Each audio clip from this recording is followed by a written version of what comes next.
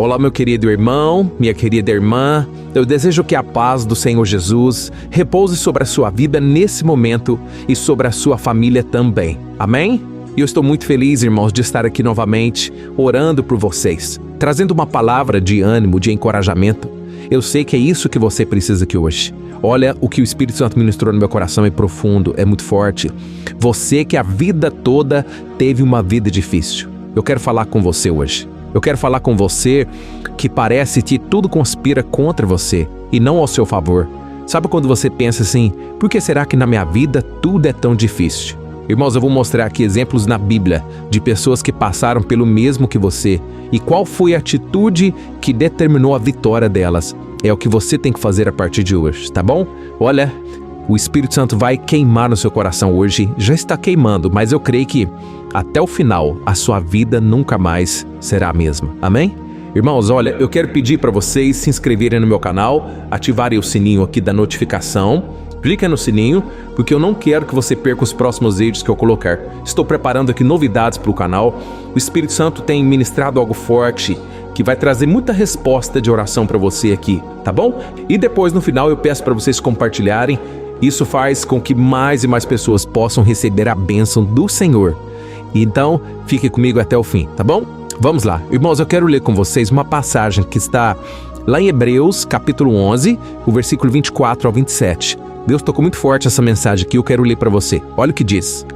Pela fé, Moisés, já adulto, recusou ser chamado filho da filha do faraó, e ele preferiu ser maltratado junto com o povo de Deus do que aproveitar os prazeres passageiros do pecado.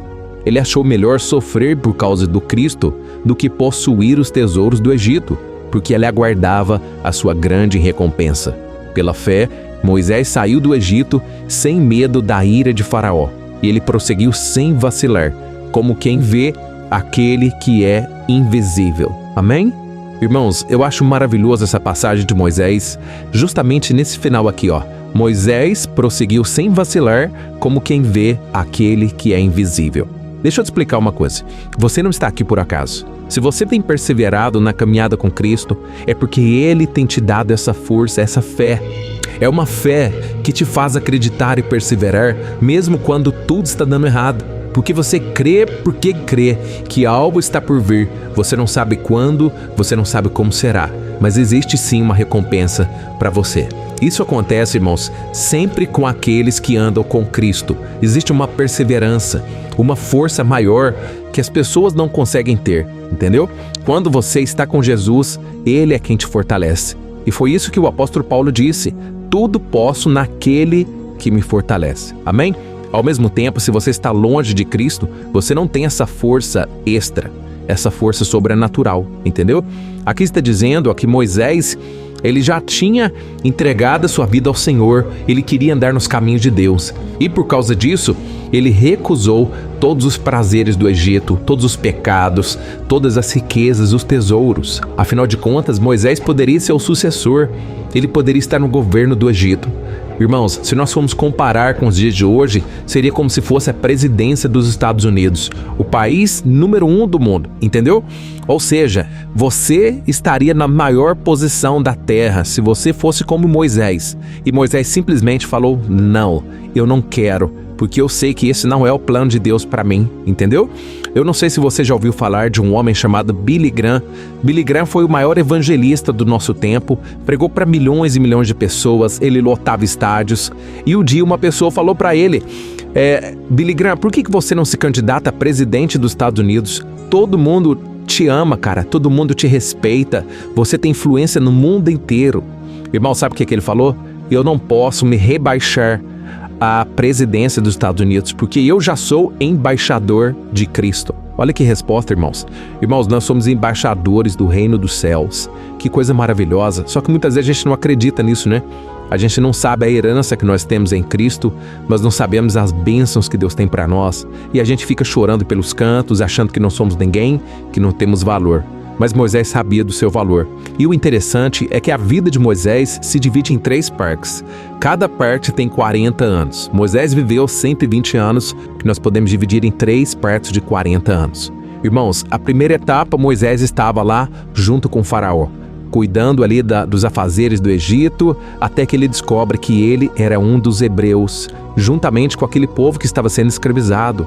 E ele então se compadeceu dos seus irmãos, e sabe o que aconteceu? Um dia ele viu um egípcio chicoteando, machucando o hebreu, porque eles estavam escravos há mais de 400 anos, e Moisés então, ele quis fazer justiça, só que ele quis agir por conta própria. Ele entendeu que se ele fizesse alguma coisa, Deus iria trabalhar, Deus iria mover. Irmãos, esse é o problema nosso, a gente quer dar uma mãozinha para Deus, né? Devemos tomar muito cuidado com isso. Então Moisés acabou empurrando aquele homem, ele morreu, ele caiu de um penhasco e a partir dali ele fugiu de Faraó. Ele então ficou escondido no deserto e aí vem a segunda etapa na vida de Moisés. Ele ficou 40 anos naquele deserto. Irmãos, eu imagino ali Deus trabalhando no caráter de Moisés, trabalhando nas suas feridas, suas emoções. Deus moldou o caráter dele e também Deus preparou ele para o ministério, porque ali no deserto ele começou a cuidar de ovelhas e futuramente ele trabalharia com as ovelhas de Israel, o povo hebreu, ovelhas desgarradas, ovelhas complicadas. Mas Moisés já estava experiente. Ele ficou 40 anos no deserto, sendo trabalhado, forjado por Deus. Quando eu vejo, irmãos, que nós estamos nesse mesmo processo, eu costumo dizer que nós estamos sendo processados. Amém? Quando você vê o irmãozinho dando trabalho lá na igreja, quando você vê alguém do seu convívio que ainda está passando por esse processo, comece a se lembrar disso. O irmãozinho está processado. Está sendo processado por Deus. Então, nós estamos em processo, irmãos, de santificação. Deus está trabalhando no nosso coração e, principalmente, Deus está vendo se o nosso coração está nele e não nas circunstâncias. Deus quer saber se você vai perseverar em fé ou se você vai desistir logo no primeiro, no segundo ou no terceiro obstáculo, entendeu? E aí, depois de 40 anos ali, apareceu para Moisés uma sarça que pegava fogo, mas não se consumia. A sarça é uma árvore que fica no deserto, ela é muito seca, mas o que Moisés percebeu é que aquela sarça não se consumia, mesmo pegando fogo. E ali Deus falou através da sarça, e então começou um novo período na vida de Moisés, o período do seu chamado se cumprir. É o momento em que agora, os 40 anos seguintes, ele voltaria para o Egito, tiraria aquele povo da escravidão e guiaria eles no deserto, atravessar o Mar Vermelho, e ali todo mundo já sabe dessa história. Irmãos, o que eu quero dizer é o seguinte: Moisés fez tudo isso pela fé, porque não tinha nenhum sinal de melhora, muitas vezes ele não via nada, mas ele enxergava aquele que é invisível, que é o nosso Deus. Amém? Então essa mensagem é para você hoje. Não olhe as circunstâncias, não olhe até mesmo para suas fraquezas, para suas debilidades, não. Olhe para o poder de Deus. Olha, o Espírito Santo está movendo aqui hoje, irmãos, porque muitas vezes a gente desanima, sabe? Olha, homens de Deus da Bíblia desanimaram. Elias, por exemplo, quando ele teve uma grande vitória sobre os profetas de Baal, ele desanimou completamente, porque ele achava que a resposta de Deus seria imediata, que a restauração de Israel seria imediata, e não foi.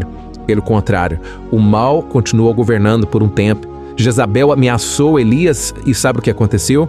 Elias se escondeu na caverna com medo. E ele falou o seguinte: Deus, basta, eu não quero mais, eu não consigo viver mais, eu não fui melhor do que os meus antepassados. E aí Deus falou para ele o seguinte: Elias, o que fazes nessa caverna? Eu ainda tenho uma obra na sua vida.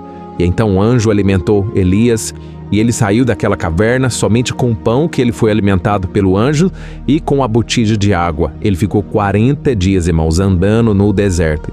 Irmãos, o número 40 na Bíblia, ele é simbólico, ele tem um significado muito profundo. É um tempo de preparo, mas é um tempo também de provação.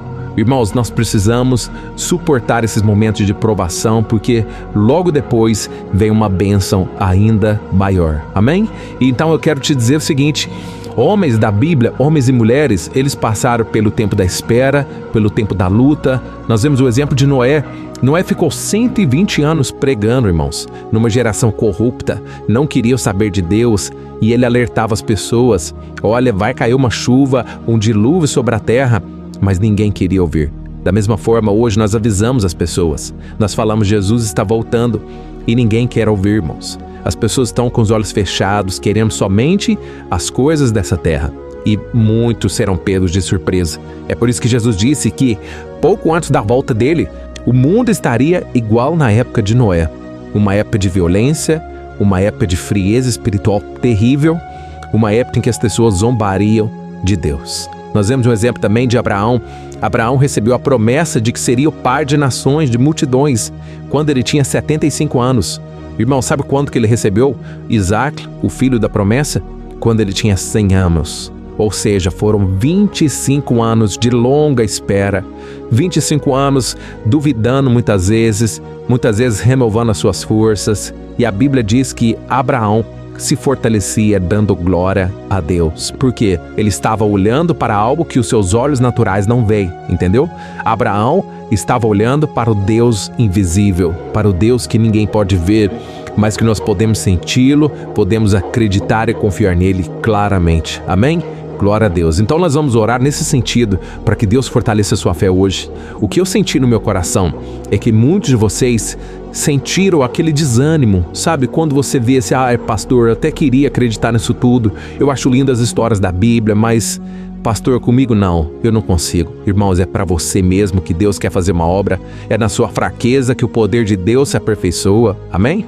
Olha, tente olhar para a vida de Davi, por exemplo. Davi foi rejeitado pelo seu pai, ele foi menosprezado pelo seu pai. Quando o profeta Samuel foi até a casa de Davi, o pai dele apresentou todos os irmãos e não apresentou Davi, porque ninguém acreditava realmente naquele menino. Ele era um pastorzinho de ovelhas, ninguém dava nada para ele. Ele também foi menosprezado pelos seus próprios irmãos. Quando Davi foi levar comida para os seus irmãos, ele percebeu que estava tendo um desafio. Um gigante chamado Golias estava afrontando o povo de Israel, o exército de Israel. Mas os seus próprios irmãos falaram: Davi, o que você está fazendo aqui? Vai embora daqui, menino. Você não serve para nada. Você veio aqui só para nos atormentar. Entendeu? Ele foi rejeitado pelos seus próprios irmãos. E depois ele foi menosprezado pelo próprio rei Saul. Nem o rei colocou ficha naquele menino. Irmãos, no entanto, Deus quis Davi. Quando Deus escolhe alguém, quando Deus quer uma pessoa, não tem quem possa resistir. Irmãos, quando Deus nos escolhe, nós simplesmente precisamos falar: Senhor, eis-me aqui, me usa, Senhor. Faz em mim a tua vontade, cumpre em mim o teu querer. Amém? E Deus fez na vida de Davi, Deus fez na vida de Abraão, Deus fez na vida de Moisés, Ele vai fazer na sua também. Glória a Deus. Então o que eu te aconselho é o seguinte: não desanime, não olhe para a sua fraqueza, olhe para o poder de Deus. Glória a Deus. Eu quero ler para você o último versículo, nós já vamos orar. O versículo é o seguinte, Gálatas 6, o versículo 9. Olha o que está escrito: não nos cansemos de fazer o bem, porque se nós não desanimarmos, vai chegar o tempo certo de colhermos. Amém? Glória a Deus. Oh, meus irmãos, vai chegar o tempo certo. Eu não tenho dúvidas. Olha, se eu estou aqui falando para vocês hoje, foi porque eu perseverei no deserto. Eu perseverei, irmãos. Perseverei. E não foi uma, duas, não foi três. Então eu te aconselho, se levante quantas vezes for preciso. Às vezes eu precisei contar com a ajuda de alguém. Às vezes eu precisei ligar para um amigo meu. Falei: cara, ora por mim, porque eu acho que eu não vou dar conta, cara. Parece que eu não estou vendo nada na minha frente. Mas se hoje eu estou aqui, irmãos, é porque eu criei naquele que é invisível. Como se eu estivesse vendo já. É assim que você tem que ser. Existe um versículo também que eu quero ler para você. Falei que era o último, né? Agora eu vou ler, é sério. Vamos lá. Eclesiastes 4, versículo 9 e 10. Olha o que diz. É melhor você ter companhia do que estar sozinho, porque maior é a recompensa do trabalho de duas pessoas. Porque se um cair, o amigo pode ajudá-lo a se levantar. Amém? Então procura um parceiro de perseverança. Alguém que vai te encorajar a não desanimar. Porque você não pode parar. Você já percorreu um longo caminho e Deus tem grandes coisas para fazer na sua vida. Amém? Olha, agora nós vamos orar. Eu quero ungir as minhas mãos, porque a palavra de Deus diz que a unção despedaça todo o jugo. Eu não sei qual é o jugo que está sobre a sua vida, mas uma coisa eu sei: esse jugo vai ser quebrado hoje. Jugo é o que? É uma opressão do inimigo. É algo que o inimigo coloca sobre os seus ombros para que você não venha obedecer a Deus, mas você hoje vai quebrar todo o mal contra a sua vida e mandar embora essa tristeza, esse desânimo, tá bom? Feche os seus olhos e depois eu peço que você compartilhe com pelo menos 3 pessoas, porque isso vai mudar a vida de alguém hoje, eu tenho certeza. Aleluia, vamos orar. Senhor, meu Deus e meu Pai, eu me coloco na Tua presença maravilhosa neste momento. Pai, muito obrigado, Senhor, por esta oração. Obrigado porque o recado foi dado, a palavra foi entregue, assim como o Senhor tocou no meu coração hoje. Oh, meu Deus, tem pessoas aqui, Pai, se sentindo a pior pessoa do mundo. Sentindo a pessoa mais feia, mais incapaz, mais suja, mais derrotada. Jesus, o Senhor veio justamente por esse tipo de pessoa. O Senhor escolhe aqueles que não são, para que a glória seja tua, meu Pai. Ó Deus, essa mensagem tocou tão forte que tem pessoas aqui chorando, ó Deus. Muitas pessoas estão chorando e sentindo o teu toque, o teu cuidado. Jesus, como é ruim passar por provações, como é ruim passar pelo deserto, como é difícil, meu Pai, mas ao mesmo tempo é no deserto que o Senhor se revela a nós, é no deserto que o Senhor fala conosco, é nessas horas difíceis que a Tua palavra é como um bálsamo nas nossas feridas. Jesus, é muito difícil também ser traído, menosprezado, ignorado por pessoas próximas de nós. Mas muitas vezes o Senhor permite isso, meu Pai, porque essas pessoas verão a glória do Senhor.